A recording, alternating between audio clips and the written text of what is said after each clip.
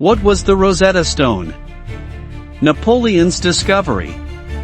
In 1799, during Napoleon Bonaparte's Egyptian campaign, a team of French soldiers and engineers uncovered a slab of granodiorite near the town of Rosetta, modern-day Rashid, in the Nile Delta. The seemingly ordinary stone would become the key to one of the greatest linguistic breakthroughs in human history. Known as the Rosetta Stone, it carried the same decree written in three scripts: Greek, Demotic, and Egyptian hieroglyphs. Though Napoleon would eventually lose Egypt, the discovery launched a revolution in the study of ancient Egypt. It allowed scholars to finally decode hieroglyphs, opening up millennia of forgotten knowledge.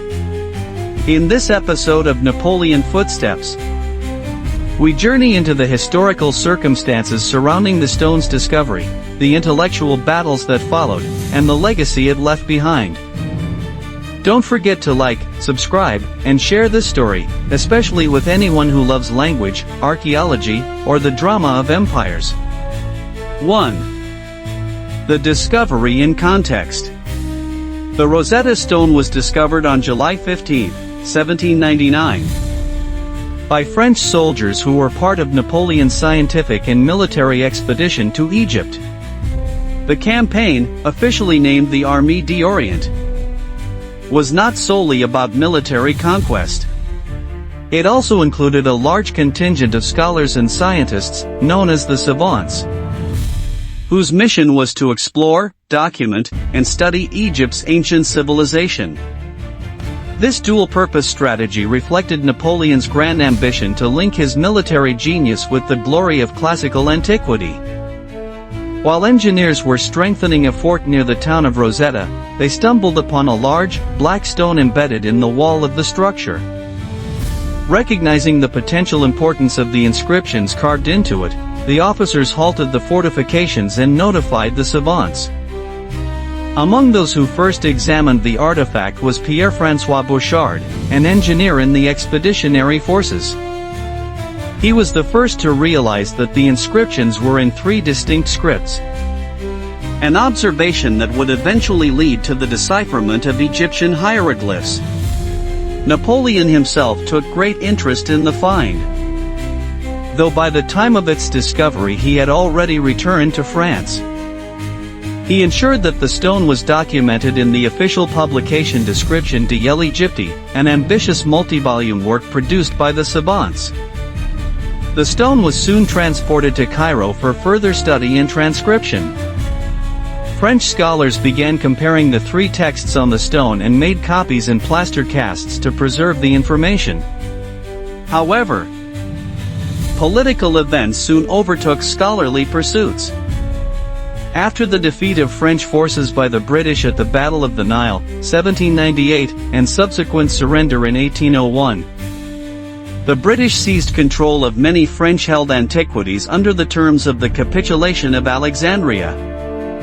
The Rosetta Stone was among the most prized artifacts handed over. It was shipped to England and presented to the British Museum, where it remains to this day. The French loss of the stone was a bitter cultural blow, but the discovery and initial study of the artifact remained an enduring legacy of Napoleon's Egyptian campaign.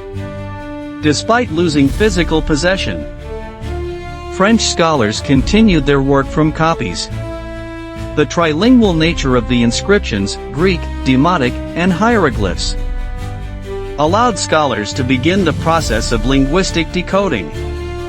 It was clear that the Greek text was a translation of the Egyptian texts, which gave researchers a direct key to comparing the two languages. This revelation set the stage for the work of linguists like Sylvestre de Sacy and, most famously, Jean-François Champollion, who would ultimately crack the code of hieroglyphic writing in the 1820s. The discovery of the Rosetta Stone during Napoleon's campaign exemplifies the intersection of war, science, and cultural ambition. Though it became a spoil of war, its legacy belonged to the entire world of scholarship. The moment those French engineers pulled the slab from a dusty wall in Egypt, they unknowingly opened the door to a lost civilization. 2. Decoding the past, the linguistic revolution.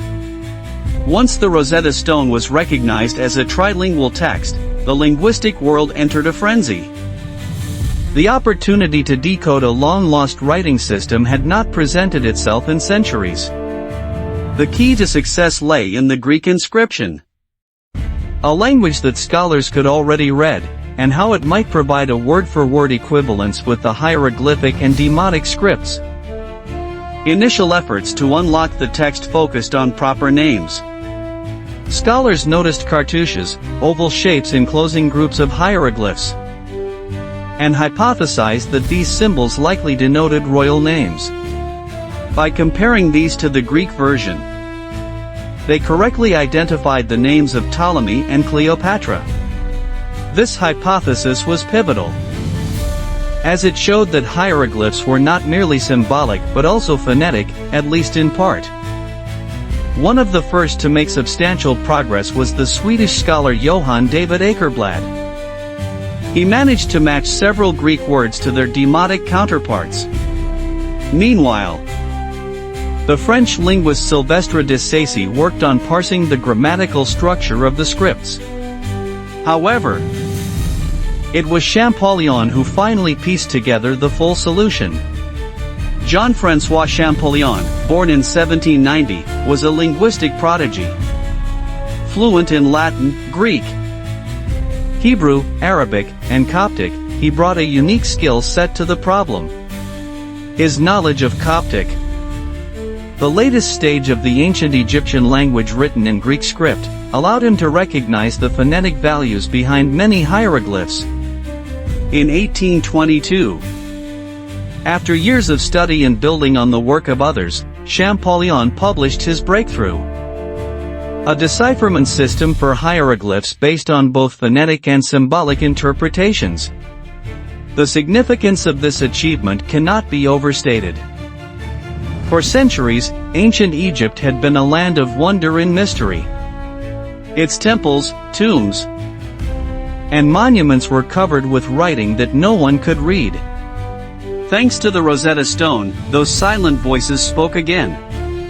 Historical records, religious texts, and even everyday administrative documents could now be accessed. A vast new chapter of human history opened up before scholars' eyes. Moreover, the linguistic techniques developed during the decipherment of the Rosetta Stone would influence other fields, from Assyriology to comparative philology. The rigorous comparison of scripts, the attention to structure, and the importance of bilingual texts all became foundational tools for modern linguistics. Napoleon may have set out to conquer lands, but in the end, he also ignited an intellectual revolution. The Rosetta Stone's decipherment reshaped how we understand the ancient world. It is a reminder that even in war, acts of discovery can transform civilization. Today, the Rosetta Stone stands not only as an artifact of empire but as a symbol of human curiosity and perseverance. From a dusty fortress wall in Rosetta to the halls of the British Museum, the journey of the Rosetta Stone mirrors the sweeping tides of empire, science, and historical curiosity. What began as a wartime discovery by Napoleon's engineers evolved into one of the most profound scholarly breakthroughs in history. The ability to read ancient hieroglyphs transformed Egyptology, revealing a civilization's laws, beliefs, rituals, and daily life. Napoleon's Egyptian campaign may have faltered militarily, but culturally and intellectually, it sowed seeds that would blossom for centuries. The Rosetta Stone remains a testament to that legacy, not merely a relic, but a key that unlocked the silent voices of the past.